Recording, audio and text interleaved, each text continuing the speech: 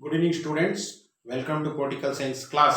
In this lesson ರಾಜ್ಯಶಾಸ್ತ್ರ ಒಂದು ಅಧ್ಯಯನ ಈ ಘಟಕದಲ್ಲಿ ನಾವು ಆರಂಭ ಮಾಡಿಬಿಟ್ಟು ಕಳೆದ ತರಗತಿಗಳಲ್ಲಿ ಎರಡು ಸಂಗತಿಗಳನ್ನು ಅರ್ಥ ಮಾಡ್ಕೊಂಡಿದ್ದು. Already we study 2 topics in this lessons. ನಾವು ಇವತ್ತು ಮೂರನೇ ಸಂಗತಿಯನ್ನ ಆರಂಭ ಮಾಡೋಣ ವಿದ್ಯಾರ್ಥಿಗಳು. ಅದಕ್ಕಿಂತ ಮೊದಲು ಕಳೆದ ತರಗತಿಯಲ್ಲಿ ನಾವುಗಳೆಲ್ಲ ಚರ್ಚೆ ಮಾಡಿದ್ದು ಏನಪ್ಪಾ ಅಂತಂದ್ರೆ ರಾಜ್ಯಶಾಸ್ತ್ರದ ಉಗಮ ಎಲ್ಲಿಂದ ಆಯಿತು, ಅದರ ಅರ್ಥ ಏನು, ಈ ಎಲ್ಲ ವಿಚಾರಗಳನ್ನ ಅರ್ಥ ಮಾಡ್ಕೊಂಡಿದ್ದು. ಅದೇ ರೀತಿ ರಾಜ್ಯಶಾಸ್ತ್ರವನ್ನ ಯಾವ ಯಾವ ಪದಗಳಿಂದ ಕರೀತಾರೆ, ಅದೇ ರೀತಿ ರಾಜ್ಯಶಾಸ್ತ್ರ ಪಿತಾಮಹ ಯಾರು, ರಾಜ್ಯಶಾಸ್ತ್ರದ ಕೊಡುಗೆ ನೀಡಿರ್ತಕ್ಕಂಥ ವ್ಯಕ್ತಿಗಳು ಯಾರು, ಯಾರಪ್ಪ? ಅರಿಸ್ಟಾಟಲ್. ಅದೇ ರೀತಿ ಭಾರತದಲ್ಲಿ ಕೌಟಿಲ್ಯ. ಹಾಗಾದ್ರೆ ರಾಜ್ಯಶಾಸ್ತ್ರದ ಒಂದು ವಿಶಾಲವಾಗಿರ್ತಕ್ಕಂಥ ಅರ್ಥ ಏನು, ಅದರ ಬಗ್ಗೆ ಇರ್ತಕ್ಕಂಥ ವ್ಯಾಖ್ಯೆಗಳೇನು, ಈ ಎಲ್ಲ ವಿಷಯಗಳನ್ನ ಕುರಿತು ವಿಶೇಷವಾಗಿ ಇವತ್ತು ನಾವು ಮೂರನೇ ಸಂಗತಿಯಾಗಿರ್ತಕ್ಕಂಥ ರಾಜ್ಯಶಾಸ್ತ್ರದ ವ್ಯಾಖ್ಯೆಗಳು ಹಾಗೂ ಸ್ವರೂಪ, ಅದೇ ರೀತಿ ರಾಜ್ಯಶಾಸ್ತ್ರ ಅಂದ್ರೆ ಏನು ಅಂತೇಳಿ ಒಂದು ವಿಶಾಲವಾಗಿರ್ತಕ್ಕಂಥ ಒಂದು ವ್ಯಾಖ್ಯೆಯನ್ನು ಕಂಡಿರ್ತಕ್ಕಂಥ ಕೆಲಸವನ್ನು ಈ ತರಗತಿಯಲ್ಲಿ ಆರಂಭ ಮಾಡೋಣ ವಿದ್ಯಾರ್ಥಿಗಳೇ. ತಮಗೆಲ್ಲ ಗೊತ್ತಿರುವ ಹಾಗೆ ರಾಜ್ಯಶಾಸ್ತ್ರ ಒಂದು ಶ್ರೇಷ್ಠ ವಿಜ್ಞಾನ ಅಂತ ಅರಿಸ್ಟಾಟಲ್ ಅವರು ಹೇಳಿದ್ರು. ಅದೇ ರೀತಿ ರಾಜ್ಯಶಾಸ್ತ್ರದ ಮೂಲ ಪದ ಗ್ರೀಕ್ ಪದವಾಗಿರ್ತಕ್ಕಂಥ ಪಾಲಿಸ್ ನಿಂದ ಬಂದಿದೆ. ಕಳೆದ ತರಗತಿಯಲ್ಲಿ ನಾವು ಅರ್ಥ ಮಾಡ್ಕೊಂಡಿದ್ದು ಪಾಲಿಸ್ ಅಂದರೆ ನಗರ ರಾಜ್ಯ ಅಥವಾ ಸಿಟಿ ಸ್ಟೇಟ್ ಅಂತೇಳಿ ಇಂಗ್ಲಿಷ್ ನಲ್ಲಿ ಕರೀತಾರೆ. ಅದೇ ರೀತಿ ಗ್ರೀಕ್ ಪದವಾಗಿರ್ತಕ್ಕಂಥ ಪಾಲಿಸ್ ಎಂಬ ಪದವು ಲ್ಯಾಟಿನ್ ಭಾಷೆಯಲ್ಲಿ ಪೊಲಿಟಿಕಸ್ ಅಂತ ಕರಿತೀವಿ. ಅದೇ ರೀತಿ ಇಂಗ್ಲಿಷ್ ಭಾಷೆಯಲ್ಲಿ ಅದನ್ನ ಪಾಲಿಟಿಕ್ಸ್ ಅಂತ ಕರಿತೀವಿ. ಕ್ರಮೇಣವಾಗಿ ನಾವು ಏನಂತ ಕರಿತೀವಿ ಈಗ ಪೊಲಿಟಿಕಲ್ ಸೈನ್ಸ್. ಹಾಗಾಗಿ ಹಿಂದೆ ನಾವು ನಗರ ರಾಜ್ಯಗಳ ಬಗ್ಗೆ ಪ್ರಸ್ತಾಪ ಮಾಡಿದ್ದು. ಯಾವ್ದು ಗ್ರೀಕ್ ನಗರ ರಾಜ್ಯಗಳು? Yes, very good. Athens, Sparta ಮತ್ತು ಸ್ಟಾಗಿರಾ. ಅದೇ ರೀತಿ ಇನ್ನೇನು ಅರ್ಥ ಮಾಡ್ಕೊಂಡಿದ್ದು ನಾವು? ಎಸ್, ಅದೇ ರೀತಿ ನಾವು ಅಲ್ಲಿನ ಸರ್ಕಾರದ ವ್ಯವಸ್ಥೆಗಳ ಬಗ್ಗೆ, ವಿಶೇಷವಾಗಿ ಪ್ರತ್ಯಕ್ಷ ಪ್ರಜಾಪ್ರಭುತ್ವ ಮತ್ತು ಪರೋಕ್ಷ ಪ್ರಜಾಪ್ರಭುತ್ವದ ಬಗ್ಗೆ ಅರ್ಥ ಮಾಡ್ಕೊಂಡಿದ್ದು ವಿದ್ಯಾರ್ಥಿಗಳೇ. ಹಾಗಾದ್ರೆ ರಾಜ್ಯಶಾಸ್ತ್ರ ಎಂಬ ಅಂಕಿತ ಇಟ್ಟಿರ್ತಕ್ಕಂಥ ಒಂದು ಸಮ್ಮೇಳನ ಯಾವ್ದಪ್ಪ? Yes, very good. ಅಂದ್ರೆ ಅಂತಾರಾಷ್ಟ್ರೀಯ ರಾಜಕೀಯ ಸಮ್ಮೇಳನವು ಅಂತಿಮವಾಗಿ ಸೆಪ್ಟೆಂಬರ್ 1948ರಲ್ಲಿ ರಾಜ್ಯಶಾಸ್ತ್ರ ಎಂಬ ವಿಷಯಕ್ಕೆ ಅನುಮೋದನೆ ನೀಡಿದ್ರು ಅಂತ ಅರ್ಥ ಮಾಡ್ಕೊಂಡಿದ್ದು. ಶಭಾಷ್. ಹಾಗಾದ್ರೆ ಇಂದಿನ ತರಗತಿಯಲ್ಲಿ ನಾವು ಈ ರಾಜ್ಯಶಾಸ್ತ್ರದ ಬಗ್ಗೆ ಅರಿಸ್ಟಾಟಲ್ ಅವರು ಹೇಳಿದ್ರು, ಇದು ರಾಜ್ಯದ ಬಗ್ಗೆ ಅಧ್ಯಯನ ಮಾಡ್ತಕ್ಕಂಥದ್ದು. ಅದೇ ರೀತಿ ರಾಜ್ಯದ ಇರ್ತಕ್ಕಂಥ ಪ್ರಜೆಗಳನ್ನ ಉತ್ತಮ ಜೀವನ ನಡೀಲಿಕ್ಕೆ ಅವಕಾಶ ಮಾಡ್ತಕ್ಕಂಥ ವಿಷಯಗಳು ಈ ರಾಜ್ಯಶಾಸ್ತ್ರದಿದೆ ಅಂತ ಹೇಳಿದ್ದಾರೆ. ಅದೇ ರೀತಿ ಬೇರೆ ಬೇರೆ ಚಿಂತಕರು ಬೇರೆ ಬೇರೆ ರೀತಿ ಒಂದು ವ್ಯಾಖ್ಯೆಗಳನ್ನ ಕೊಟ್ಟಿದ್ದಾರೆ. ಹಾಗಾದ್ರೆ ಪ್ರಮುಖ ರಾಜಕೀಯ ಚಿಂತಕರು ರಾಜ್ಯಶಾಸ್ತ್ರವನ್ನ ಕುರಿತು ಏನೆಲ್ಲ ವ್ಯಾಖ್ಯೆಗಳನ್ನು ನೀಡಿದ್ದಾರೆ ಅಂತ ಇಂದಿನ ತರಗತಿಯಲ್ಲಿ ನೋಡಿದಾಗ, ಮೊದಲು ಪಾಲ್ ಜೆನೆಟ್. ಮೊದಲಾರು ಪಾಲ್ ಜೆನೆಟ್ ಏನಪ್ಪಾ ಹೇಳ್ತಾರೆ ಅಂತಂದ್ರೆ, ರಾಜ್ಯಶಾಸ್ತ್ರ ಅಂತಂದ್ರೆ ರಾಜ್ಯದ ಮೂಲ ಮತ್ತು ಸರ್ಕಾರದ ಮೂಲ ತತ್ವಗಳನ್ನು ಕುರಿತು ಅಧ್ಯಯನ ಮಾಡುವ ವಿಷಯವೇ ರಾಜ್ಯಶಾಸ್ತ್ರ. ಪಾಲ್ ಜೆನೆಟ್ ಅವರು ಏನಂತ ಕರೆದ್ರು? ಶ್ರೇಷ್ಠ ರಾಜಕೀಯ ಚಿಂತಕ ಪಾಲ್ ಜೆನೆಟ್ ಅವರು ರಾಜ್ಯಶಾಸ್ತ್ರದ ಮೂಲ ಮತ್ತು ಸರ್ಕಾರದ ತತ್ವಗಳನ್ನು ಕುರಿತು ಅಧ್ಯಯನ ಮಾಡುವ ವಿಷಯವೇ ರಾಜ್ಯಶಾಸ್ತ್ರ. So Paul Janet recommended and said that political science is the subject which deals with the study of principles of the government and the state. The subject which deals with the study of principles of the state and the government is called political science ಅಂತ ಪಾಲ್ ಜೆನೆಟ್ ಅವರು ಹೇಳಿದ್ದಾರೆ ವಿದ್ಯಾರ್ಥಿಗಳೇ. ಅದೇ ರೀತಿ ಇನ್ನೊಬ್ಬ ಚಿಂತಕ John ಶೀಲೆ ಅವರು. John ಶೀಲೆ ತಮಗೆಲ್ಲ ಗೊತ್ತಿದೆ, ಹೆಸರಾಂತ ರಾಜ್ಯಶಾಸ್ತ್ರ ಚಿಂತಕ ಜಾನ್ ಶೀಲೆ ಅವರು ಏನಪ್ಪ ಹೇಳಿದ್ದಾರೆ ಅಂತಂದ್ರೆ, ಅರ್ಥಶಾಸ್ತ್ರವು ಹಣದ ಬಗ್ಗೆ, ಅದೇ ರೀತಿ ಜೀವಶಾಸ್ತ್ರವು ಎಲ್ಲಾ ಜೀವರಾಶಿಗಳ ಬಗ್ಗೆ, ಅದೇ ರೀತಿ ಬೀಜಗಣಿತವು ಅಂಕಿ ಸಂಖ್ಯೆಗಳ ಅಧ್ಯಯನ ಮಾಡಿದಂತೆ ಸರ್ಕಾರದ ವಿದ್ಯಮಾನಗಳ ಬಗ್ಗೆ ಅಧ್ಯಯನ ಮಾಡುವ ವಿಷಯವೇ ರಾಜ್ಯಶಾಸ್ತ್ರ. ಯಾವ ರೀತಿ ಅರ್ಥಶಾಸ್ತ್ರ ಬಂದಂತ ಸಂದರ್ಭದಲ್ಲಿ ಹಣದ ಮೂಲ, ಹಣವನ್ನು ಗಳಿಸ್ತಕ್ಕಂಥದ್ದು, ಹೂಡಿಕೆ ಮಾಡ್ತಕ್ಕಂಥದ್ದು, ಆರ್ಥಿಕ ಚಟುವಟಿಕೆಗಳ ಬಗ್ಗೆ ಯಾವ ರೀತಿ ಅರ್ಥಶಾಸ್ತ್ರ ಅಧ್ಯಯನ ಮಾಡ್ತೀವಿ, ಅದೇ ರೀತಿ ಜೀವಶಾಸ್ತ್ರ ಬಂದಂತ ಸಂದರ್ಭದಲ್ಲಿ ಎಲ್ಲಾ ಜೀವರಾಶಿಗಳ ಉಗಮ ಮತ್ತು ಅವುಗಳ ಅಸ್ತಿತ್ವದ ಬಗ್ಗೆ, ಲಕ್ಷಣಗಳ ಬಗ್ಗೆ ನಾವು ಅರ್ಥ ಮಾಡ್ಕೊಂತೀವಿ. ಅದೇ ರೀತಿ ಬೀಜಗಣಿತಕ್ಕೆ ಬಂದಂತ ಸಂದರ್ಭದಲ್ಲಿ ಅಂಕಿ ಸಂಖ್ಯೆಗಳ ಬಗ್ಗೆ ನಾವು ಅಧ್ಯಯನ ಮಾಡ್ತೀವಿ. ಈ ರೀತಿ ಸಮಸ್ತ ಸರ್ಕಾರದ ರಾಜಕೀಯ ವಿದ್ಯಮಾನಗಳನ್ನು ಕುರಿತು ಅಧ್ಯಯನ ಮಾಡುವ ವಿಷಯವೇ ರಾಜ್ಯಶಾಸ್ತ್ರ ಅಂತೇಳಿ ಜಾನ್ ಸೀಲೆ ಅವರು ಹೇಳಿದ್ದಾರೆ ವಿದ್ಯಾರ್ಥಿಗಳೇ. ಜಾನ್ ಸೀಲೆ ಅವರ ಪ್ರಕಾರ economics is nothing but a study of economics activity and finance problems and also biology which deals with the study of all living organisms, and also algebra which deals with the numericals and numbers ಅಂತಂದ್ರೆ division, subtraction ನಮಗೆಲ್ಲ ಗೊತ್ತಿದೆ, multiplication, ಈ ರೀತಿ ಹಲವಾರು ವಿಷಯಗಳು ಬೀಜಗಣಿತದಲ್ಲಿ ಬರುತ್ತೆ. ಅದೇ ರೀತಿ ಸರ್ಕಾರದ ವಿದ್ಯಮಾನ the subject which study about the political developments or government developments or implication called as political science ಅಂತ ಜಾನ್ ಸೀಲೆ ಅವರು ಹೇಳಿದ್ದಾರೆ. ಅದಕ್ಕಿಂತ ಮೊದಲು ಇನ್ನೊಬ್ಬ ರಾಜಕೀಯ ಚಿಂತಕ ಗಾರ್ನರ್ ಅವರು ನಾವು ಎರಡನೇದಾಗಿ ನೋಡ್ಬೇಕು ಅಂತಂದಾಗ ರಾಜ್ಯಶಾಸ್ತ್ರದ ಅಧ್ಯಯನ ರಾಜ್ಯದೊಂದಿಗೆ ಆರಂಭವಾಗಿ ರಾಜ್ಯದೊಂದಿಗೆ ಅಂತ್ಯವಾಗುತ್ತದೆ ಅಂತ ಹೇಳ್ತಾರೆ. ಅಂತಂದ್ರೆ ಇವರು ಹೇಳೋ ಪ್ರಕಾರ ರಾಜ್ಯಶಾಸ್ತ್ರ ಅಂದ್ರೆ ಕೇವಲ ರಾಜ್ಯದ ಬಗ್ಗೆ ಅಧ್ಯಯನ ಮಾಡ್ತಕ್ಕಂಥದ್ದು, ಇದು ಬೇರೆ ಸರ್ಕಾರ ಅಥವಾ ಇನ್ನಿತರ ಬಗ್ಗೆ ಅಲ್ಲ, ಇದು ಕೇವಲ ರಾಜ್ಯಕ್ಕೆ ಸಂಬಂಧಪಟ್ಟಿರ್ತಕ್ಕಂಥದ್ದು. ಅದೇ ರೀತಿ ಇದು ರಾಜ್ಯದ ರಚನೆ, ರಾಜ್ಯದ ಉಗಮ, ರಾಜ್ಯದ ಅಧಿಕಾರಗಳು, ರಾಜ್ಯದ ಸ್ಥಾಪನೆಗೆ ಕಾರಣ ಏನು, ರಾಜ್ಯದ ಪ್ರಾಮುಖ್ಯತೆ, ಈ ಎಲ್ಲ ವಿಚಾರಗಳನ್ನು ಅಧ್ಯಯನ ಮಾಡುತ್ತೆ ಅಂತ ಹೇಳ್ತಾರೆ. ಅಂತಂದ್ರೆ ಗಾರ್ನರ್ ಅವರ ಪ್ರಕಾರ the subject which is start and ends with political science ಅಂತ ಹೇಳ್ತಾರೆ. ಇವರು the subject which start and ends with the state is called political science ಅಂತೇಳಿ ಗಾರ್ನರ್ ಅವರು ಹೇಳಿದ್ದಾರೆ. ವಿದ್ಯಾರ್ಥಿಗಳು ಅರ್ಥ ಮಾಡ್ಕೊಳ್ಳಿ. ಸೊ ಅದೇ ರೀತಿ ಜಾನ್ ಸೀಲೆ ಅವರು ನಾವಿಲ್ಲಿ ಅರ್ಥ ಮಾಡ್ಕೊಂಡು ಅರ್ಥಶಾಸ್ತ್ರ ಹಣದ ಬಗ್ಗೆ, ಜೀವಶಾಸ್ತ್ರವು ಎಲ್ಲ ಜೀವರಾಶಿಗಳ ಬಗ್ಗೆ, ಬೀಜಗಣಿತ, ಅಂಕಿ ಸಂಖ್ಯೆಗಳ ಅಧ್ಯಯನ ಮಾಡಿದಂತೆ ಸರ್ಕಾರದ ವಿದ್ಯಮಾನಗಳ ಬಗ್ಗೆ ಅಧ್ಯಯನ ಮಾಡುವ ವಿಷಯವೇ ರಾಜ್ಯಶಾಸ್ತ್ರ ಅಂತ ಜಾನ್ ಸೀಲೆ ಅವ್ರನ್ನ ಬಗ್ಗೆ ಕೊಟ್ಟಿರ್ತಕ್ಕಂಥ ವ್ಯಾಖ್ಯವನ್ನು ನಾವು ಗಮನಿಸಿದ್ವಿ. ಅದೇ ರೀತಿ ನಾವು ಈ 3 ವ್ಯಾಖ್ಯೆಗಳನ್ನು ಗಮನಿಸಿದ ನಂತರ ಇನ್ನೊಬ್ಬ ಚಿಂತಕ ಗ್ಯಾರಿಸ್ ಅವರು ರಾಜ್ಯದ ತಳಹದಿ, ಪ್ರಗತಿ, ಧ್ಯೇಯ, ಉದ್ದೇಶ ಹಾಗೂ ರಾಜ್ಯದ ಎಲ್ಲಾ ರಾಜಕೀಯ ಸಮಸ್ಯೆಗಳ ಬಗ್ಗೆ ಅಧ್ಯಯನ ಮಾಡುವ ವಿಷಯವೇ ರಾಜ್ಯಶಾಸ್ತ್ರ ಅಂತ ಹೇಳ್ತಾರೆ. ಅದೇ ರೀತಿ ಇನ್ನೊಬ್ಬ ಪ್ರಖ್ಯಾತ ರಾಜಕೀಯ ಚಿಂತಕ ಗ್ಯಾರಿಸ್ ರವರು the subject which is study about the development of the state and the objectives and all kind of political problems and their solutions which is called political science ಅಂತ ಹೇಳ್ತಾರೆ. ಗ್ಯಾರಿಸ್ ರವರ ಪ್ರಕಾರ ರಾಜ್ಯದ ತಳಹದಿ, ರಾಜ್ಯಕ್ಕೆ ಮೂಲಭೂತ ಒಂದು ಪಿಲ್ಲರ್ಸ್, ಆಧಾರ ಸ್ತಂಭ ಏನು, ರಾಜ್ಯದ ಧ್ಯೇಯ ಏನು, ಸಂವಿಧಾನದಲ್ಲಿ ತಿಳಿಸ್ತಾರೆ ಎಲ್ಲದೂ ಕೂಡ. ದೇಶದ ರಾಜ್ಯದ ಧ್ಯೇಯ ಏನು ಅಂತ ಸಂವಿಧಾನದ ಪೀಠಿಕೆಯನ್ನು ಓದಿದಾಗ ನಮಗೆ ಗೊತ್ತಾಗುತ್ತೆ. ಯಾವ ರೀತಿ ನಮ್ಮ ದೇಶದ ಸಂವಿಧಾನ ಓದಿದಾಗ ನಮಗೆ ಅರ್ಥ ಆಗುತ್ತೆ, ನಮ್ಮ ಭಾರತದ ಸಂವಿಧಾನ ಹೇಳುತ್ತೆ ನಮ್ಮ ಭಾರತ ರಾಜ್ಯದ ಧ್ಯೇಯ ಏನು ಅಂತ. ಅದೇ ರೀತಿ ಇಲ್ಲೂ ಕೂಡ ಅವರು ಆ ಒಂದು ಆಧಾರಗಳ ಮೇಲೆ ಅದರ ಉದ್ದೇಶ, ರಾಜ್ಯದ ಉದ್ದೇಶ ಏನಂತ, ಯಾವುದ ಆಧಾರದ ಮೇಲೆ ಸ್ಥಾಪನೆ ಆಗಿದೆ, ಅದೇ ರೀತಿ ಎಲ್ಲಾ ರಾಜಕೀಯ ಸಮಸ್ಯೆಗಳ ಬಗ್ಗೆ, ಇಡೀ ಒಂದು ದೇಶದ ರಾಜ್ಯದಲ್ಲಿ ಬರ್ತಕ್ಕಂಥ ವಿವಿಧ ರೀತಿಯ ಸರ್ಕಾರದ ರಚನೆ ಇರ್ಬೋದು, ಸಂಸ್ಥೆಗಳ ಬಗ್ಗೆ, ಮಾನವನ ರಾಜಕೀಯ ಚಟುವಟಿಕೆಗಳ ಬಗ್ಗೆ, ಅವುಗಳ ಸಮಸ್ಯೆಗಳ ಬಗ್ಗೆ ಕುರಿತು ಅಧ್ಯಯನ ಮಾಡುವ ವಿಷಯವೇ ರಾಜ್ಯಶಾಸ್ತ್ರ ಅಂತೇಳಿ ಗ್ಯಾರಿಸ್ ರವರು ಹೇಳಿದರೆ ವಿದ್ಯಾರ್ಥಿಗಳೇ ನೆನಪಿಟ್ಕೊಳ್ಳಿ. ಅದೇ ರೀತಿ ಇನ್ನೊಬ್ಬ ರಾಜಕೀಯ ಚಿಂತಕ ಕ್ಯಾಟ್ಲಿನ್ ಅವರು ಹೇಳ್ತಾರೆ, ಮಾನವನ ರಾಜಕೀಯ ಚಟುವಟಿಕೆಗಳನ್ನು ಕುರಿತು ಅಧ್ಯಯನ ಮಾಡುವ ವಿಷಯವೇ ರಾಜ್ಯಶಾಸ್ತ್ರ. So political science is subject is nothing but the study about human political activities of the man political activities ಅಂತ ಹೇಳ್ತಾರೆ. The subject which deals with the study of human political activities is called political science ಅಂತೇಳಿ Catlin ಅವರು ಹೇಳಿದರೆ ವಿದ್ಯಾರ್ಥಿಗಳೇ ನೆನಪಿಟ್ಕೊಳ್ಳಿ. ಈ 5 ಜನ ವ್ಯಾಖ್ಯೆಗಳನ್ನ ಆಧರಿಸಿ, ಇವರು ಕೊಟ್ಟಿರ್ತಕ್ಕಂಥ ವ್ಯಾಖ್ಯೆಗಳನ್ನ ಆಧರಿಸಿ ನಾವು ಒಟ್ಟಾರೆ ಅಂತಿಮವಾಗಿ ಪರೀಕ್ಷೆಯಲ್ಲಿ ಕೇಳಿದಂತ ಸಂದರ್ಭದಲ್ಲಿ ತಮ್ಮಗಳಿಗೆ ರಾಜ್ಯಶಾಸ್ತ್ರ ಎಂದರೇನು, ವಾಟ್ ಈಸ್ ಪೊಲಿಟಿಕಲ್ ಸೈನ್ಸ್ ಅಂತ ಕೇಳಿದಾಗ ನೀವು ಇಲ್ಲಿ ಉತ್ತರವನ್ನು ಬರೀಬೇಕಾಗುತ್ತೆ ವಿದ್ಯಾರ್ಥಿಗಳೇ. ರಾಜ್ಯ ಹಾಗೂ ಸರ್ಕಾರ ಮತ್ತು ಮಾನವನ ರಾಜಕೀಯ ಚಟುವಟಿಕೆಗಳನ್ನು ಕುರಿತು ಅಧ್ಯಯನ ಮಾಡುವ ವಿಷಯವೇ ರಾಜ್ಯಶಾಸ್ತ್ರ ಅಂತೇಳಿ ಹೇಳ್ಬೋದು. ಇಲ್ಲಿ ನೋಡಿ, ಇಲ್ಲಿ ಇವರು ಪಾಲ್ ಜೆನೆಟ್ ಅವರು ರಾಜ್ಯ ಮತ್ತು ಸರ್ಕಾರದ ಬಗ್ಗೆ ಹೇಳ್ತಾರೆ. ಗಾರ್ನರ್ ಅವರು ಕೇವಲ ಇದು ರಾಜ್ಯಕ್ಕೆ ಸಂಬಂಧಪಟ್ಟಿದ್ದು ಅಂತ ಹೇಳ್ತಾರೆ.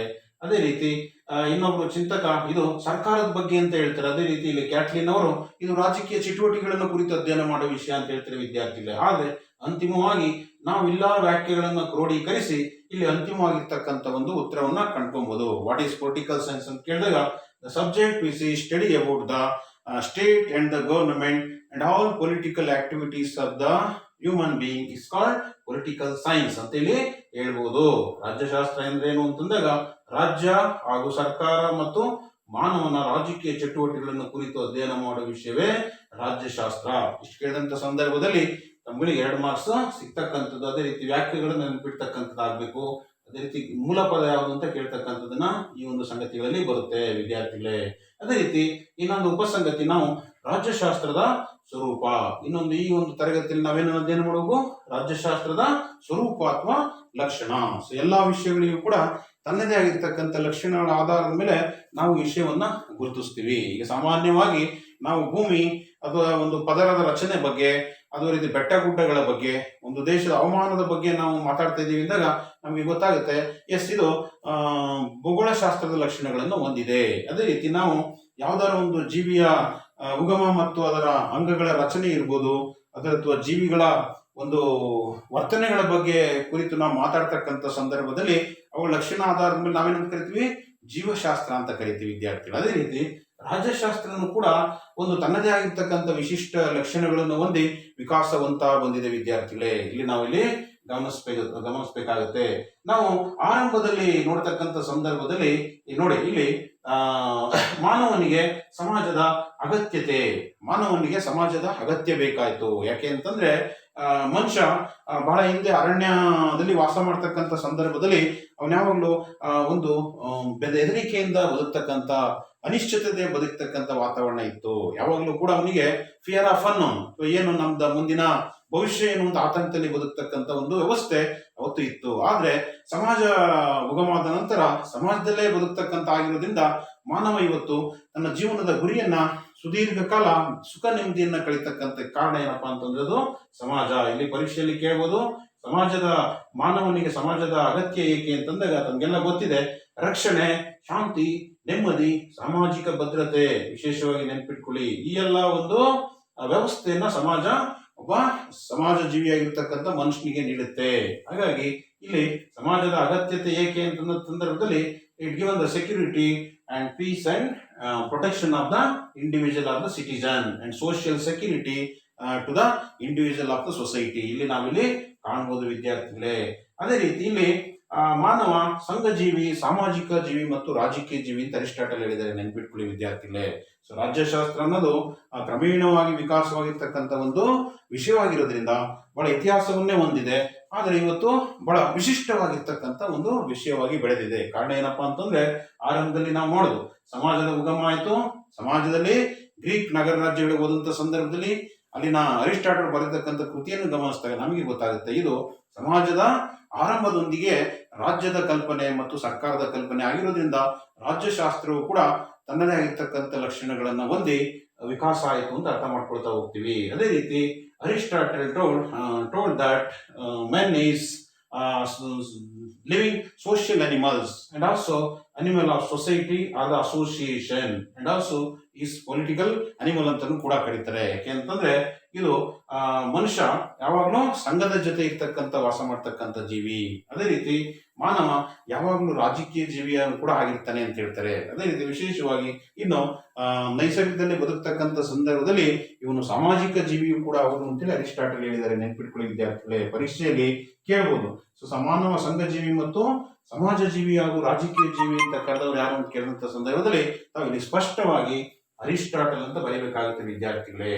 ಅದೇ ರೀತಿ ಇವರು ಹೇಳಿರೋ ಪ್ರಕಾರ ಮೊದಲೇ ಹೇಳಿದ್ದೆ ನಾನು ಆರಂಭದಲ್ಲಿ, ಏನಪ್ಪಾ ಅಂತ ಅರಿಸ್ಟಾಟಲ್ ಹೇಳ್ತಕ್ಕಂಥ ಪ್ರಕಾರದಲ್ಲಿ ಮನುಷ್ಯ ಒಂಟಿಯಾಗಿರಲಾರ, ಒಂಟಿಯಾಗಿದ್ರೆ ಅವನು ದೆವ್ವವಾಗಿರ್ಬೇಕು ಅಥವಾ ದೇವರಾಗಿರ್ಬೇಕು ಅಂತ ಒಂದ್ ಕಡೆ ಹೇಳ್ತಾರೆ, ಮೃಗ ಆಗಿರ್ಬೇಕು ಅಥವಾ ಅವನು ದೇವರಾಗಿರ್ಬೇಕು ಅಂತ ಅರಿಸ್ಟಾಟಲ್ ಹೇಳ್ತಾರೆ ವಿದ್ಯಾರ್ಥಿಗಳೇ. ಹಾಗಾಗಿ so man can't live alone, if we living as alone so will be a devil or god ಅಂತ ಹೇಳ್ತಾರೆ ಅರಿಸ್ಟಾಟಲ್. ಹಾಗಾಗಿ ಮಾನವನಿಗೆ ಸಮಾಜ ಅತ್ಯಗತ್ಯ, ಸಮಾಜದಲ್ಲಿ ಬದುಕ್ತಕ್ಕಂಥದ್ದು ಬಹಳ ಅವಶ್ಯಕವಾಗಿದೆ ಅಂತ ಹೇಳ್ತಾರೆ. ಹಾಗಾಗಿ ಬದುಕ್ತಾ ಇಲ್ಲ ಅಂತಂದ್ರೆ ಅವನು ಒಂದು ಪ್ರಾಣಿ ತರ ಅಂತೇಳಿ ಇವರ ಭಾವನೆ ಆಗಿತ್ತು. ಅದೇ ರೀತಿ ಸಮಾಜದಲ್ಲಿ ಬದುಕ್ತಕ್ಕಂಥ ಒಂದು ಸಂದರ್ಭದಲ್ಲಿ ಇವ್ರ ಪ್ರಕಾರ ಮಾನವ ಸ್ವಭಾವತಃ ಸ್ವಾರ್ಥಿ ಅಂತಾನು ಗೊತ್ತಾಗುತ್ತೆ. ಯಾವಾಗಲೂ ಕೂಡ ಮಾನವನಿಗೆ ಒಂದು ದ್ವೇಷದ ಭಾವನೆ, ಅಸೂಯೆ ಭಾವನೆ ಇರಬಾರ್ದು. ಆದ್ರೆ ಇವರು ಹೇಳಿರೋ ಹಲವಾರು ತತ್ವಜ್ಞಾನಿಗಳು ಹೇಳಿರೋ ಪ್ರಕಾರ, ಅವರ ಅಧ್ಯಯನದ ಪ್ರಕಾರ ಪ್ರತಿಯೊಬ್ಬ ಮನುಷ್ಯನಲ್ಲೂ ಕೂಡ ಎಲ್ಲರೂ ಸ್ವಾರ್ಥ ಅನ್ನೋದು ಇದ್ದೇ ಇರುತ್ತೆ. ನಮ್ಮಲ್ಲಿ ಇರ್ಬೋದು,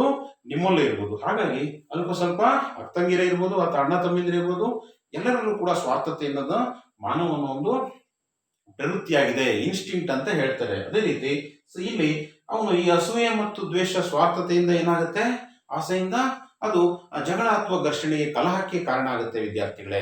ಕಲಹಕ್ಕೆ ಕಾರಣ ಅಂತ ಸಂದರ್ಭದಲ್ಲಿ ಅದು ಅಶಾಂತಿಯನ್ನು ಸೃಷ್ಟಿ ಮಾಡುತ್ತೆ, ನೆಮ್ಮದಿ ಇರುವುದಿಲ್ಲ.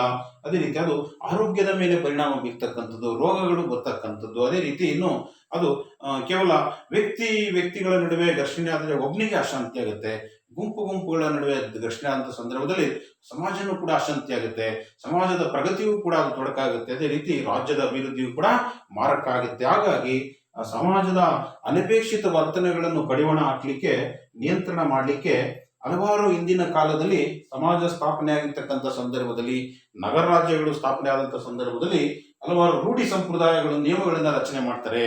ಅವುಗಳ ಮಾನವನ ಒಂದು ಅನಪೇಕ್ಷಿತ ಮತ್ತು ಅನುಚಿತ ವರ್ತನೆಗಳನ್ನು ನಿಯಂತ್ರಣ ಮಾಡಲಿಕ್ಕೆ ಕಾನೂನು ಮತ್ತು ನಿಯಮಗಳನ್ನ ಜಾರಿಗೆ ತರ್ತಾರೆ.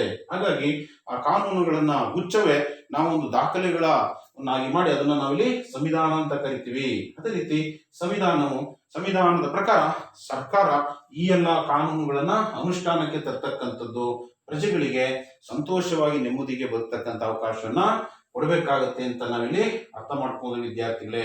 ಅದೇ ರೀತಿ ರಾಜ್ಯದ ನಿಯೋಗಿ ಸರ್ಕಾರ, ತಮಗೆಲ್ಲ ಗೊತ್ತಿದೆ ರಾಜ್ಯಕ್ಕೆ ಅಗತ್ಯವಾಗಿರ್ತಕ್ಕಂಥ ಮೂಲಾಂಶ ಸರ್ಕಾರ. ಇವು ಎರಡೂ ಕೂಡ ಒಂದೇ ನಾಣ್ಯದ ಎರಡು ಮುಖ, they are the two faces of the coin ಅಂತ ನಾವಿಲ್ಲಿ ಅರ್ಥ ಮಾಡ್ಕೊಳ್ತೀವಿ ವಿದ್ಯಾರ್ಥಿಗಳೇ. ಅದೇ ರೀತಿ ಪ್ರಜೆಗಳ ಎಂದಿನ ಕಾಲದಲ್ಲಿ 20ನೇ ಶತಮಾನ ಅಥವಾ ಹಿಂದೆ ನಮ್ಗೆಲ್ಲ ಗೊತ್ತಿದೆ ಈ ಆಡಳಿತ ಅಥವಾ ಸರ್ಕಾರ ಅನ್ನೋದೇನಪ್ಪಾ ಅಂತಂದ್ರೆ ಸಂಕುಚಿತ ಕಾರ್ಯವ್ಯಾಪ್ತಿಯನ್ನು ಹೊಂದಿದ್ದು, ಆಡಳಿತ ಅನ್ನೋದು ಕೇವಲ ಅನುವಂಶವಾಗಿ ಹೊಂದಿರ್ತಕ್ಕಂಥ ಯಾವುದೋ ಒಂದು ಪುರೋಹಿತ ವರ್ಗ ಇರ್ಬೋದು ಅಥವಾ ರಾಜವಂಶನ ಇರ್ಬೋದು ಅಥವಾ ಒಂದು ರೋಮನ್ ನಾವು ಸಾಮ್ರಾಜ್ಯಗಳಿಗೆ ಹೋದಾಗ ಅಲ್ಲಿ ಚರ್ಚ್ ಆಡಳಿತ ಇರ್ಬೋದು. ಅದೇ ರೀತಿ ಅಧಿಕಾರಶಾಹಿಗಳ ಕೆಲವೇ ಗುಂಪಲ್ಲಿ ಇತ್ತು. ಆದ್ರೆ ಇಂದು ಕನ್ವರ್ಟೆಡ್ ಆಸ್ ಎ ಡೆಮೋಕ್ರಸಿ ಅಂತಂದ್ರೆ ಪೀಪಲ್ಸ್ ಪಾರ್ಟಿಸಿಪೇಷನ್. ಈಗ ಅರ್ಥ ಮಾಡ್ಕೊಂತೀವಿ ನಾವು. ಸೀಮಿತ ಸರ್ಕಾರದಿಂದ ಇವತ್ತೇನಾಗಿದೆ, ಸೀಮಿತ ಆಡಳಿತದಿಂದ ಇಲ್ಲಿ ಪ್ರಸ್ತುತ ಸಹಭಾಗಿತ್ವ ಪ್ರಜಾಪ್ರಭುತ್ವ ವಿವಿಧ ದೇಶಗಳಲ್ಲಿ ಕಾಣಬಹುದು.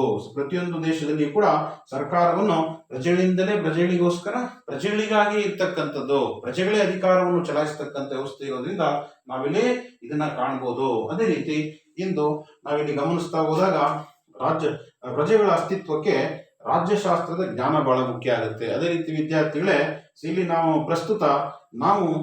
ಒಬ್ಬ ಮನುಷ್ಯನಾಗಿ ತಮ್ಮ ಸಿಗ್ತಕ್ಕಂಥ ಹಕ್ಕುಗಳನ್ನ ನಮ್ಮನ್ನ ನಾವು ರಕ್ಷಣೆ ಮಾಡ್ಕೋಬೇಕು ಅಂತಂದ್ರೆ ವಿಶೇಷವಾಗಿ ಅದಕ್ಕೆ ಹೇಳ್ತಾರೆ, ಅಂದ್ರೆ ಶಿಕ್ಷಣ ಮೂಲಭೂತ ಹಕ್ಕು ಅಂತ ಹೇಳ್ತಾರೆ. ಯಾಕೆ ಅಂತಂದ್ರೆ ನಮ್ಗೆ ಶಿಕ್ಷಣ ಇಲ್ಲ ಅಂತಂದ್ರೆ ನಮ್ಮ ಹಕ್ಕುಗಳ ಬಗ್ಗೆ, ನಮ್ಮ ಏನು ಸಮಾಜದಲ್ಲಿ ಇರ್ತಕ್ಕಂಥ ನಮ್ಮ ಏನು ಬೆಲೆ ಇರುತ್ತೆ ಅಥವಾ ನಮ್ಮ ಕರ್ತವ್ಯ ಏನು ಇವುಗಳೆಲ್ಲ ಅರ್ಥ ಆಗೋದಿಲ್ಲ. ಹಾಗಾಗಿ ಈ ರಾಜ್ಯಶಾಸ್ತ್ರ ಓದ್ತಕ್ಕಂಥ ಸಂದರ್ಭದಲ್ಲಿ ಮಾತ್ರ ನಮ್ಮ ಹಕ್ಕುಗಳು ಮತ್ತು ನಮ್ಮ ಅಸ್ತಿತ್ವದ ಬಗ್ಗೆ, ನಮ್ಮ ನಾಗರಿಕತೆಯ ಬಗ್ಗೆ, ನಮಗೆ ಪೌರತ್ವದ ಬಗ್ಗೆ ಅರ್ಥ ಆಗುತ್ತೆ ಅಂತ ಇಲ್ಲಿ ನಾವಿಲ್ಲಿ ತಿಳ್ಕೊಬಹುದು ವಿದ್ಯಾರ್ಥಿಗಳು. ಹಾಗಾಗಿ ರಾಜ್ಯಶಾಸ್ತ್ರದ ಜ್ಞಾನ each individual in the world ಅಂತ ಹೇಳ್ಬೇಕು. ಸೊ ಈ knowledge of political science is must very very necessary to the all the peoples in the whole world.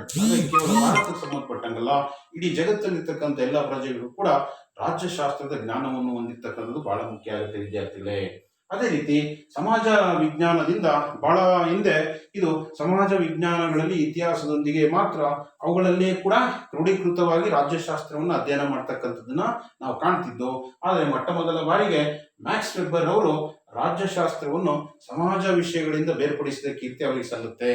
ಹಾಗಾಗಿ ರಾಜ್ಯಶಾಸ್ತ್ರವನ್ನು ಸಮಾಜ ವಿಜ್ಞಾನಗಳಿಂದ ಬೇರ್ಪಡಿಸಿದ್ದು ಯಾರು ಅಂತ ಕೇಳಿದಂತ ಸಂದರ್ಭದಲ್ಲಿ ಇಲ್ಲಿ ನಾವು ಸುಲಭವಾಗಿ ಅರ್ಥ ಮಾಡ್ಕೊಬೇಕು, ಮ್ಯಾಕ್ಸ್ ವೆಬ್ಬರ್ ಅಂತೇಳಿ ಅರ್ಥ ಮಾಡ್ಕೊಬೇಕಾಗುತ್ತೆ ವಿದ್ಯಾರ್ಥಿಗಳೇ. ಅದೇ ರೀತಿ ಇಲ್ಲಿ ರಾಜ್ಯದ ಪ್ರಗತಿಗೆ ಆಡಳಿತಗಾರನ ಕಲೆ ಬಹಳ ಮುಖ್ಯ ಆಗುತ್ತೆ.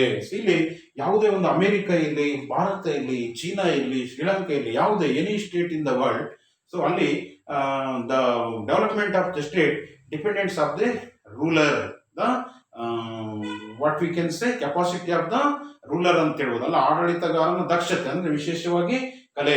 ಸೊ ಇತ್ತೀಚೆಗೆ ನಮ್ಮ ದೇಶಗಳಲ್ಲೂ ಕೂಡ ಸ್ವಾತಂತ್ರ್ಯದ ನಂತರ ಬಹಳ ಅಭಿವೃದ್ಧಿ ಹೊಂದಿದ ರಾಷ್ಟ್ರ ಕಡೆ ನಾವು ಸಾಕ್ತಿದ್ದೀವಿ. ಯಾಕೆ ಅಂತಂದ್ರೆ ನಮ್ಮಲ್ಲಿರ್ತಕ್ಕಂಥ ಆಡಳಿತಗಾರರು ತಮ್ಮದೇ ಆಗಿರ್ತಕ್ಕಂಥ ಒಂದು ಸ್ಕಿಲ್ ಅಥವಾ ಕೌಶಲ್ಯವನ್ನು ಬಳಸಿಕೊಂಡು ರಾಜಕೀಯ ಕಲೆಯಿಂದ ಇವತ್ತು ಭಾರತ ಅಂದ್ರೆ ವಿಶ್ವದ ಗುರು ಅಂತ ಒಂದು ಭಾವನೆಯನ್ನು ಮೂಡಿಸ್ತಕ್ಕಂಥ ಒಂದು ರಾಜಕೀಯ ಕಲೆಯನ್ನು ಕಲ್ತ್ಕೊಂಡಿದ್ದಾರೆ, ನೆನ್ಪಿಟ್ಕೊಬೇಕು. ಹಾಗಾಗಿ ಯಾವುದೇ ಒಂದು ರಾಜ್ಯ ಅಭಿವೃದ್ಧಿ ಆಗ್ಬೇಕು ಅಂತಂದ್ರೆ ಅವನ ವಿದೇಶಾಂಗ ನೀತಿ ಕಲೆ ಇರ್ಬೋದು, ಜನ ನೋಡ್ಕೊಳ್ತಕ್ಕಂಥದ್ದು, ಕಾನೂನುಗಳನ್ನು ಜಾರಿಗೆ ತರ್ತಕ್ಕಂಥದ್ದು, ಜನರನ್ನು ಮನವೊಲಿಸ್ತಕ್ಕಂಥ ಕಲೆಯು ಕೂಡ ಆಡಳಿತಗಾರನಿಗೆ ಇರಬೇಕಾಗುತ್ತೆ ವಿದ್ಯಾರ್ಥಿಗಳೇ.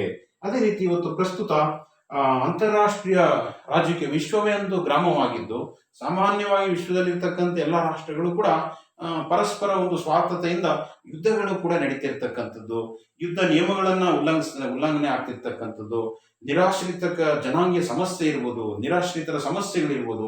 ಈ ಎಲ್ಲ ಸಮಸ್ಯೆಗಳ ಪರಿಹಾರಕ್ಕೆ ರಾಜ್ಯಶಾಸ್ತ್ರದಲ್ಲಿ ಹಲವಾರು ಸಮಸ್ಯೆಗಳ ಬಗ್ಗೆ ಸಂಶೋಧನೆಯನ್ನು ಕೈಗೊಳ್ಳಲಾಗುತ್ತೆ. ಅದು ಸಂಶೋಧನೆಯನ್ನ ವಾಸ್ತವವಾಗಿ ಮತ್ತು ಕ್ರಮಬದ್ಧವಾಗಿ ವೈಜ್ಞಾನಿಕವಾಗಿ ಅಧ್ಯಯನ ಮಾಡತಕ್ಕಂಥದ್ದು ಇಲ್ಲಿ ಅಗತ್ಯವಾಗಿದೆ. ಹಾಗಾಗಿ ಈ ಎಲ್ಲ ವಿಚಾರಗಳನ್ನು ಗಮನಿಸಿದಾಗ ನಾವು ಅರ್ಥ ಮಾಡ್ಕೊಬಹುದು, ರಾಜ್ಯಶಾಸ್ತ್ರವು ಅದು ಕೇವಲ ದಿಢೀರೆಂದು ವಿಕಾಸವಾಗಿರ್ತಕ್ಕಂಥ ಒಂದು ವಿಷಯ ಅಲ್ಲ. ಇದು ಕ್ರಮೇಣವಾಗಿ ಇತಿಹಾಸದಿಂದ ನೋಡ್ತಾ ಹೋದಾಗ ಇದು ನಿಧಾನವಾಗಿ ವಿಕಾಸ ಹೊಂದಿದ್ದು ತನ್ನದೇ ಲಕ್ಷಣಗಳನ್ನು ಮೈಗೂಡಿಸಿಕೊಂಡು ಇವತ್ತು ಬಹಳ ವಿಶಾಲವಾಗಿರ್ತಕ್ಕಂಥ ಒಂದು ವ್ಯಾಪ್ತಿಯನ್ನು ಹೊಂದಿದ ವಿಷಯ ಅಂತ ನಾವಿಲ್ಲಿ ಅರ್ಥ ಮಾಡ್ಕೊಬೇಕಾಗುತ್ತೆ. ಅದೇ ರೀತಿ ನಾವಿಲ್ಲಿ ಕಲೆ ಮತ್ತು ವಿಜ್ಞಾನ ಎಂಬ ಪದಗಳು ಬರ್ತಿರ್ತಕ್ಕಂಥದ್ದು ಗಮನಿಸ್ತಿದ್ದೀವಿ. ಹಾಗಾಗಿ ಇದು ರಾಜ್ಯಶಾಸ್ತ್ರವು ವಿಜ್ಞಾನ ಮತ್ತು ಕಲೆಯ ಸ್ವರೂಪವನ್ನು ಹೊಂದಿದೆ ಅಂತಲೂ ಕೂಡ ಹೇಳ್ಬೋದು. ಇಲ್ಲಿ ವೈಜ್ಞಾನಿಕ ಸಂಶೋಧನೆ ಕೈಗೊಳ್ಳಬೇಕಾಗುತ್ತೆ. ಆಡಳಿತಗಾರರು ದೇಶವನ್ನು ನೋಡ್ಕೊಳ್ತಕ್ಕಂಥ ಕಲೆಯನ್ನು ಹೊಂದಿರಬೇಕಾಗತ್ತೆ. ಹಾಗಾಗಿ ಇಲ್ಲಿ ಎಲ್ಲ ವಿಚಾರಗಳಿರೋದ್ರಿಂದ ನಾವು ರಾಜ್ಯಶಾಸ್ತ್ರವು ವಿಜ್ಞಾನವೇ ಅಥವಾ ಕಲೆ ಅನ್ನೋದನ್ನು ಕೂಡ ತಿಳ್ಕೊಬೇಕಾಗುತ್ತೆ ವಿದ್ಯಾರ್ಥಿಗಳೇ. ಸೊ ಈ ಇಂದಿನ ತರಗತಿಯಲ್ಲಿ ನಾವು ಮೂರನೇ ಸಂಗತಿಯಾಗಿರ್ತಕ್ಕಂಥ ರಾಜ್ಯಶಾಸ್ತ್ರದ ವ್ಯಾಖ್ಯೆಗಳು ಹಾಗೂ ಸ್ವರೂಪ, so meaning and definition of political science and feature of political science ಅಂತ ಈ ತರಗತಿಯಲ್ಲಿ ಅರ್ಥ ಮಾಡಿಕೊಂಡು ಪಾಲ್ ಜೆನೆಟ್ ಅವರ ಪ್ರಕಾರ ಏನು ವ್ಯಾಖ್ಯೆಯನ್ನು ಕೊಟ್ಟಿದ್ದಾರೆ, ಅದೇ ರೀತಿ ಗಾರ್ನರ್ ಅವರು ರಾಜ್ಯಶಾಸ್ತ್ರದ ಬಗ್ಗೆ ಏನ್ ಹೇಳಿದ್ದಾರೆ, ಜಾನ್ ಸೀಲೆ ಅವರು ಏನ್ ಹೇಳಿದ್ದಾರೆ, ಗ್ಯಾರಿಸ್ ರವರ ಪ್ರಕಾರ ರಾಜ್ಯಶಾಸ್ತ್ರ ಅಂದ್ರೇನು, ಅದೇ ರೀತಿ ಕ್ಯಾಟ್ಲಿನ್ ಅವರ ಪ್ರಕಾರ ರಾಜ್ಯಶಾಸ್ತ್ರ ಅಂದ್ರೇನು, ಅಂತಿಮವಾಗಿ ರಾಜ್ಯಶಾಸ್ತ್ರ ಅಂದ್ರೆ ಏನಪ್ಪಾ ಅಂತಂದ್ರೆ ರಾಜ್ಯ ಹಾಗೂ ಸರ್ಕಾರ ಮತ್ತು ಮಾನವನ ರಾಜಕೀಯ ಚಟುವಟಿಕೆಯನ್ನು ಕುರಿತು ಅಧ್ಯಯನ ಮಾಡುವ ವಿಷಯವೇ ರಾಜ್ಯಶಾಸ್ತ್ರ ಅಂತ ಹೇಳ್ತಾರೆ ವಿದ್ಯಾರ್ಥಿಗಳೇ. The subject to study about state and government and political activities of the individual of the person is called political science. ಅದೇ ರೀತಿ ನಾವು ರಾಜ್ಯಶಾಸ್ತ್ರದ ಸ್ವರೂಪಕ್ಕೆ ಬಂದಂತ ಸಂದರ್ಭದಲ್ಲಿ ನಾವು ಎಲ್ಲಾ ವಿಚಾರಗಳನ್ನು ಅರ್ಥ ಮಾಡಿಕೊಂಡು ಏನು ಅರಿಸ್ಟಾಟಲ್ ಅವರು ಸಮಾಜಕ್ಕೆ ಮಾನವನಿಗೆ ಸಮಾಜದ ಅಗತ್ಯ ಇದೆ, ಅದೇ ರೀತಿ ಮಾನವ ಸಂಘಜೀವಿ ಅಂತ ಹೇಳಿರೋದನ್ನು ಇಲ್ಲಿ ಗಮನಿಸಿದ್ವಿ. ಅದೇ ರೀತಿ ಯಾವ ರೀತಿ ಕ್ರಮೇಣವಾಗಿ ಸೀಮಿತ ಸರ್ಕಾರದಿಂದ ಇವತ್ತು ಪ್ರಜಾಪ್ರಭುತ್ವ ಸರ್ಕಾರ ಬಂದಿದೆ, ಅದೇ ರೀತಿ ರಾಜ್ಯಕ್ಕೆ ಯಾವ ರೀತಿ ಸರ್ಕಾರದ ಅವಶ್ಯಕತೆ ಇದೆ, ಸರ್ಕಾರ ಮತ್ತು ರಾಜ್ಯವು the two faces of the coin ಅಂತಲೂ ಕೂಡ ಅರ್ಥ ಮಾಡ್ಕೊಂಡಿದೀವಿ. ಅದೇ ರೀತಿ ಇಲ್ಲಿ ವಿಶಿಷ್ಟವಾಗಿ ಯಾವುದೇ ಒಂದು ರಾಜ್ಯ ಅಭಿವೃದ್ಧಿ ಆಗಬೇಕು ಅಂತಂದ್ರೆ ಆ ದೇಶದ ಆಡಳಿತಿಗ ನಡೆಸ್ತಕ್ಕಂಥ ವ್ಯಕ್ತಿಗೆ ಒಂದು ಆಡಳಿತದ ಕಲೆ ಇರಬೇಕು ಅಂತ ಅರ್ಥ ಮಾಡ್ಕೊಂಡಿದೀವಿ. ಅದೇ ರೀತಿ ರಾಜ್ಯಶಾಸ್ತ್ರದಲ್ಲಿ ಬರ್ತಕ್ಕಂಥ ಸಮಸ್ಯೆಗಳ ಬಗ್ಗೆ ವೈಜ್ಞಾನಿಕವಾಗಿ ಮತ್ತು ಕ್ರಮಬದ್ಧವಾಗಿ ಅಧ್ಯಯನ ಮಾಡ್ತಕ್ಕಂಥ ಅವಕಾಶ ಇದೆ. ಹಾಗಾಗಿ ಇದನ್ನ ನಾವು ವಿಜ್ಞಾನ ಮತ್ತು ಕಲೆಯ ಸ್ವರೂಪವನ್ನು ಹೊಂದಿದೆ ಅಂತ ನಾವು ಈ ತರಗತಿಯಲ್ಲಿ ಅರ್ಥ ಮಾಡ್ಕೊಂಡಿದ್ದೀವಿ. ಹಾಗಾದ್ರೆ ವಿದ್ಯಾರ್ಥಿಗಳೇ, ಮುಂದಿನ ತರಗತಿಯಲ್ಲಿ ರಾಜ್ಯಶಾಸ್ತ್ರವು ವಿಜ್ಞಾನವೇ ಅಥವಾ ಕಲೆಯೇ, ಇದರ ವಿರುದ್ಧ ಎರಡು ಗುಂಪುಗಳನ್ನ ಕಾಣ್ತೀವಿ. ಒಂದಿಷ್ಟು ರಾಜಕೀಯ ಚಿಂತಕರು ರಾಜ್ಯಶಾಸ್ತ್ರ ವಿಜ್ಞಾನ ಅಂತ ಕರೀತಾರೆ. ಅದೇ ರೀತಿ ಇದರ ವಿರುದ್ಧವಾಗಿ ಇನ್ನೊಂದಿಷ್ಟು ರಾಜಕೀಯ ಚಿಂತಕರು it is not A science, it is A pure science ಅಂತೇಳಿ ಕರೀತಾರೆ. ಹಾಗಾಗಿ ಮುಂದಿನ